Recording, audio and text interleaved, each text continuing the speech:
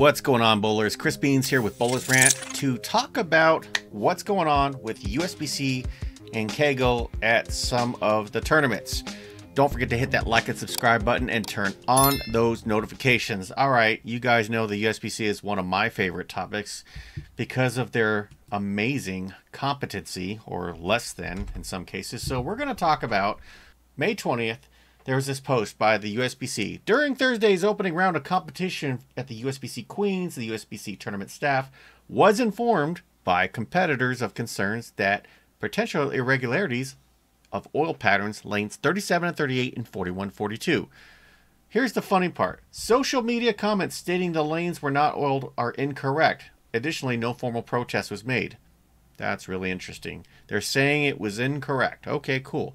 The Usbc investigated the situation, interviewing the lane machine operator, analyzing tapes of the lanes. The operator reported procedures were followed to confirm proper oil volume was applied. Lane tapes indicated the pattern was applied within tolerance. Given the investigation did not reveal evidence of an error or malfunction, no further actions be taken this time. For reference, included in the post graphs comparing tapes taken from lane 37, 38 after 5 games on Thursday and after 5 games on Friday with a baseline graph of a freshly oiled pattern. So that's their defense, and this was a post from Sweep the Rack Bowling podcast. All right, cool. So all the malarkey happens. Everyone's been talking about it, but now there's an update. June 5th, 2023. There is a release from the Usbc and a release from Kegel. We're going to talk about the Usbc's announcement first. So, and then we're going to look through some comments because it's really, really good. What they're saying: Dear 2023 Usbc Queens participants, today's Kegel's CEO announced an electrical issue with Kegel's lane machine causing irregularities with the lane conditions on the first day of qualifying at the Usbc Queens and PWA competition in Grand Rapids. Here's a copy of the statement. We're going to go into that statement in a minute. Here's what they're saying, though. This is an unfortunate situation, and all of us at the Usbc are sorry it occurred. But wait, I thought there was nothing wrong. You investigated the situation and interviewing the lane machine operator and analyzing tapes of the lanes. So no further action to be taken, right? Wrong. There was something wrong. It took Kegel to figure out because apparently the Usbc couldn't figure it out, right?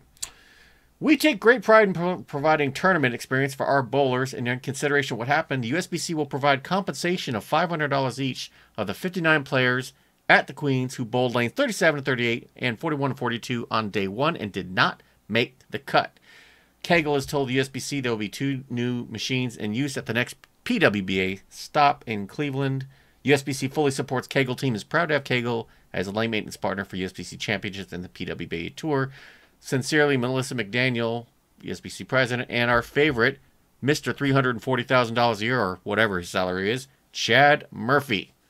Man, all that money, but can't seem to run a tournament and get to the bottom of stuff until weeks later. Wow. Now, let's take a look at real leadership from Kegel. This is from their CEO, same day release. This is on June 5th, 2023.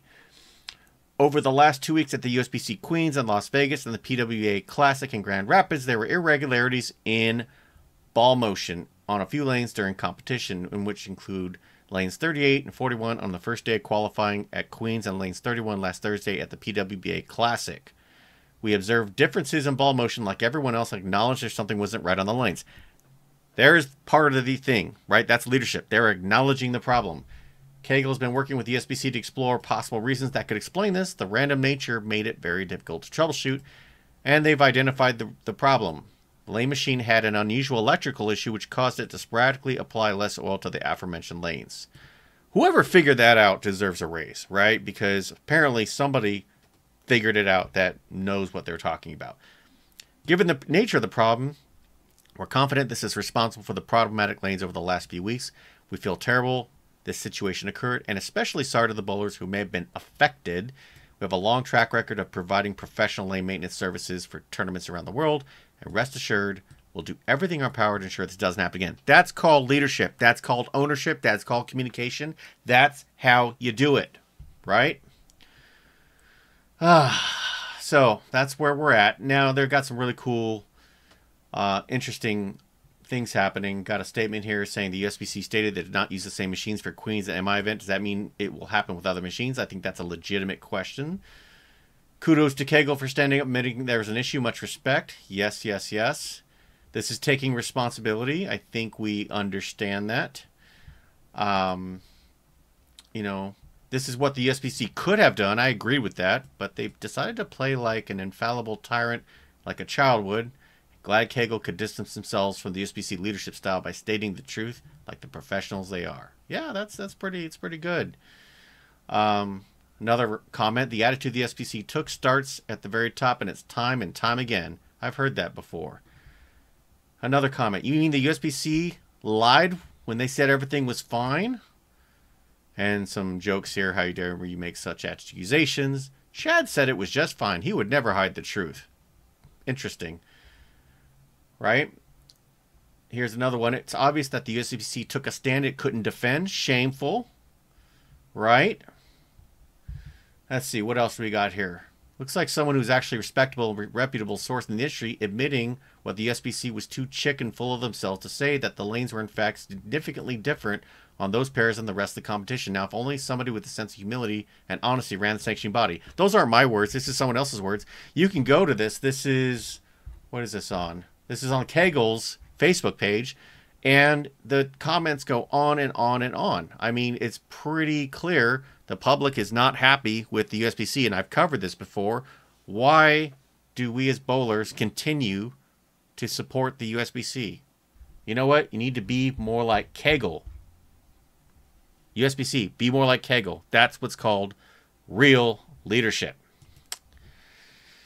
Of course, as always, it's all about what the bowlers think. And I really think that at some point, we have to decide what we're willing to put up with. And if we're not willing to do that, should there be a new governing body? I know the PBA League experience started up. I'm curious if anybody, I don't know anybody who's doing this, but if anybody is doing the PBA League experience, what is that like?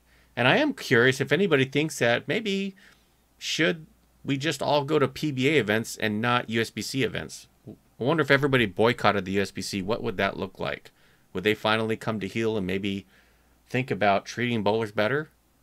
What do you think? Do you like the USBC? Do you think they should go away? Or do you think the USBC has just gotten a bad rap and maybe they deserve another chance? Or do you think they're doing a great job and some of us who aren't happy just need to suck it up? Drop me a comment. Let me know. Let's continue the conversation. More updates are coming. And until then, bowl well.